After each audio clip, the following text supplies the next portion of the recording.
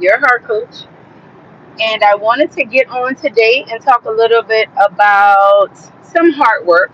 Those of you who do not know me, I'm Adelai Brown, your heart coach, and I work with individuals to grow and cultivate heart equity, personal, relational, and financial wealth that we build through authentic living.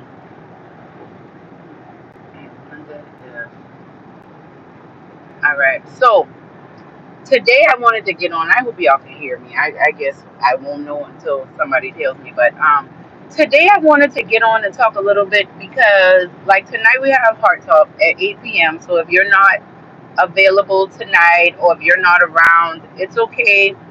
It's going to be live on YouTube. I would love for you to check it out. But what I have found is I'm out and about showing properties and everything. I'm doing real estate work today, but getting ready to relaunch the Heartline, our podcast, our weekly podcast. And in honor of my mother, it's coming up on 1 year that my mom died. Jesus. And I was just really sitting and pondering and just thinking about how all too often, so many times,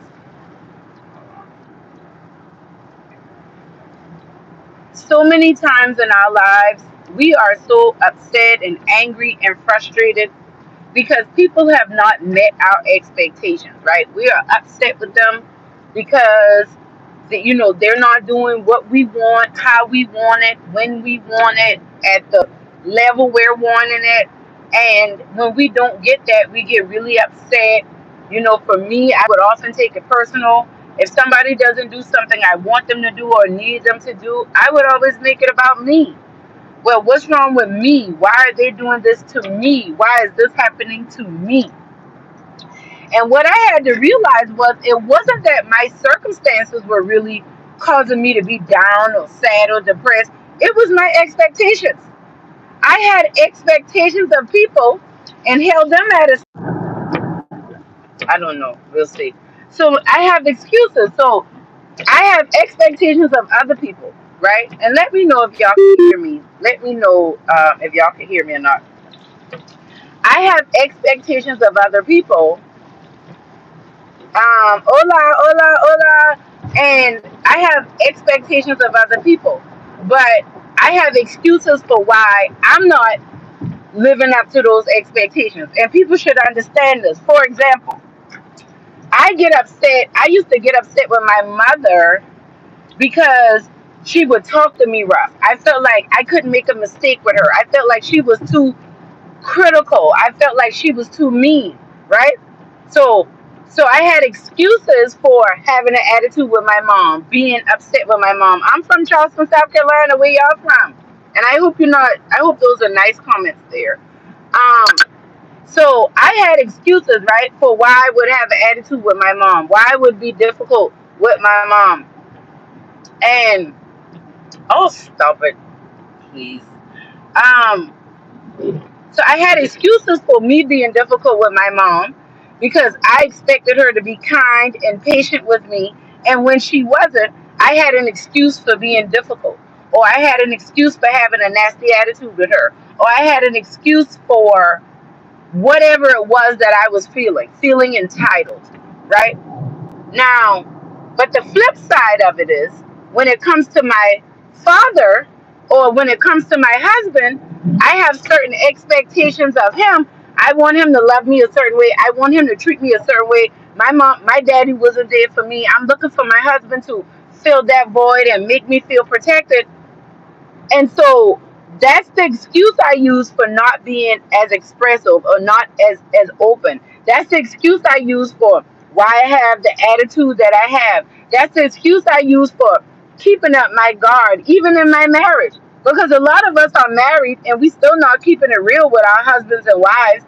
We married, but we confide in other people before we confide in our spouses. But that's a whole nother conversation um, for another time, right? So when we talk about excuses and expectations, a lot of times they go hand in hand. And what I'm telling you is, it's not so much that you need more money. It's not so much that something is wrong with you and your family. I can almost guarantee You have unexpressed, uncommunicated expectations that are controlling how you're interacting with the people that you love. And so when they don't do what you expect them to do, then you get upset, you get frustrated, you take it personal. But my question to you is, do they even know that you have this expectation of them? That's one question. The other one is, you have this expectation of them, but can they hold you to that same expectation? I wanted my mother to be safe with me. My mama had attitude. Hi y'all, how y'all doing? Welcome in. Low ledge. I go to South Carolina all the time. Pull up. We in the chop. That's Charleston, South Carolina. You know, I'm a Geechee girl. Y'all might hear the accent. I am not Jamaican. I Geechee. That's the accent that y'all hear. So what I'm saying is, your relationship doesn't have to end. You don't have to quit that job. You don't have to stop talking to your friend. But you do need to be honest about your expectations. You also need to be clear about the excuses you make that are not serving you or anyone else around you. Okay? Because your excuses are only pacifying you not keeping your word to yourself and other people. Right? So I want to encourage you, where you may be challenged in your life right now, I want you to zero in and become more aware of what your expectations are. I promise you, it's probably nothing wrong with you. You never adjusted your expectations. Oh gosh. Y'all really, this is crazy. And do me a favor, like, comment, share, subscribe. Like, for real. Um, but yeah, like, so, and I'm driving. Yes, I'm looking at the road. For those of you telling me I need to look at the road, I am looking at the road. Um, but as a heart coach, I work with people all the time who are angry, frustrated, upset. And the truth of the matter is, they could be a lot more happy and experience a lot more freedom in their life if they were just more accountable. Can I tell you the truth? You're probably torturing yourself. You are probably putting yourself through a lot more stress and harm and frustration than you ever needed to put yourself through. And you're doing it because you're trying to live up to expectations of your first grade, maybe your kindergarten teacher. Maybe there was a family member that you loved and admired, and they had certain standards and expectations, and you modeled your life trying to live up to what they defined as a good person, what they defined as an honorable person. But is that now what you define as honorable and good for yourself? I just want to encourage you. Like, I really want to encourage you to look within. Like, we're living in a time right now where people want to point the finger at everybody else. You did this to me. You did that to me. They did this. They did that. Those people, white people, black people, rich people, poor people. No, let's be accountable. Your excuses and your expectations are making you sick. And if you want to get better, it's time to adjust it. My expectations used to be aligned with my mother's expectations. When I started to heal, when I started to grow, things my mother cared about, I don't care about. Things my mama wanted, had to do, I don't have to do. Things I had to do as a child, my kids don't have to do. Because the expectations changed. And I stopped making excuses to stay the same. Let me give myself reasons to get better. And I want to encourage you to do the same thing. Check your expectations. You expect people to call you every day. You expect people. Are you the friend that get upset when people don't call and tell you everything they're doing? Oh, y'all left me out. Or y'all ain't call and tell me what y'all was doing. Nobody don't care about me. Where are your expectations? What excuses are controlling your life? It's time to address these things. So I just wanted to jump on here. Mark your calendar. Um, mark your